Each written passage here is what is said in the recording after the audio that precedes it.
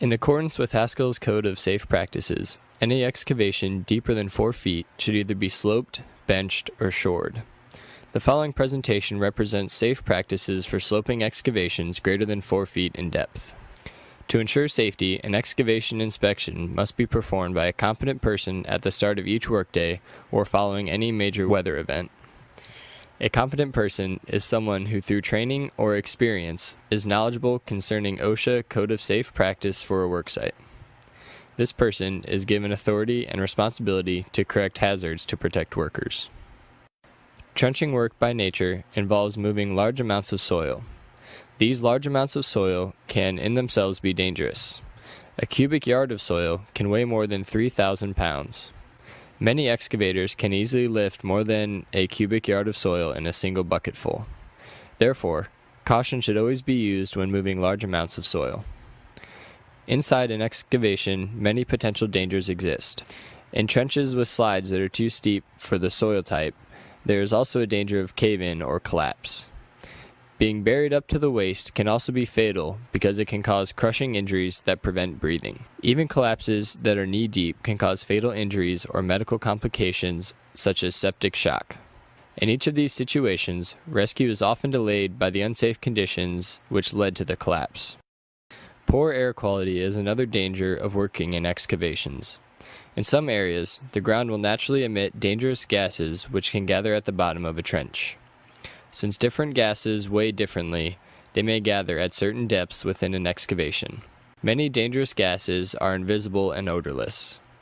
If exposed, many gases will cause unconsciousness and can eventually lead to death. If a person becomes unconscious while in an excavation, it can be difficult for rescuers to reach the person without exposing themselves to the danger.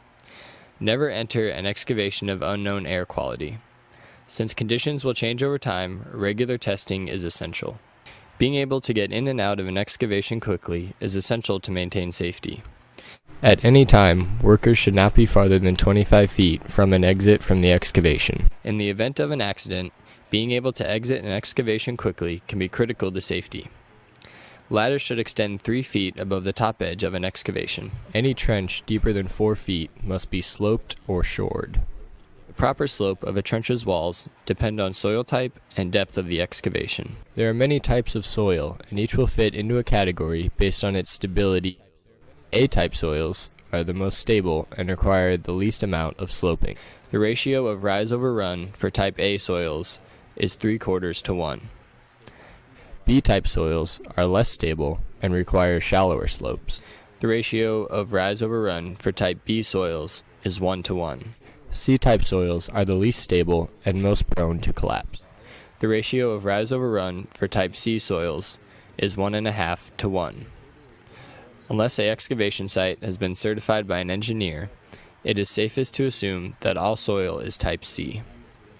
The slope of a trench wall can be difficult to measure. However, there is a simple formula which can be used to determine if a trench is safe, even in the weakest or type C soils. The first measurement that is needed is the width of the bottom of the trench. The second measure that is needed is the depth of the trench.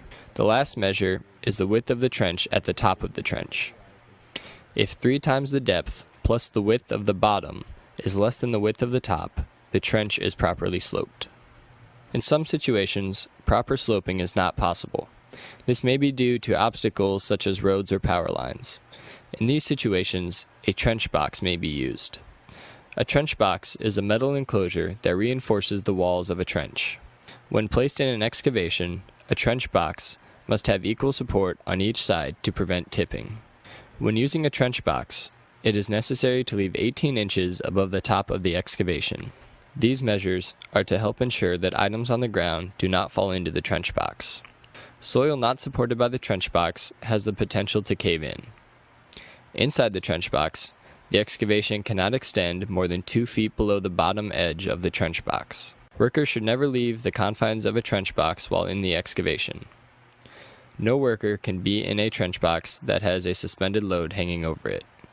In this situation, all workers must either exit the excavation or move to an adjacent trench box.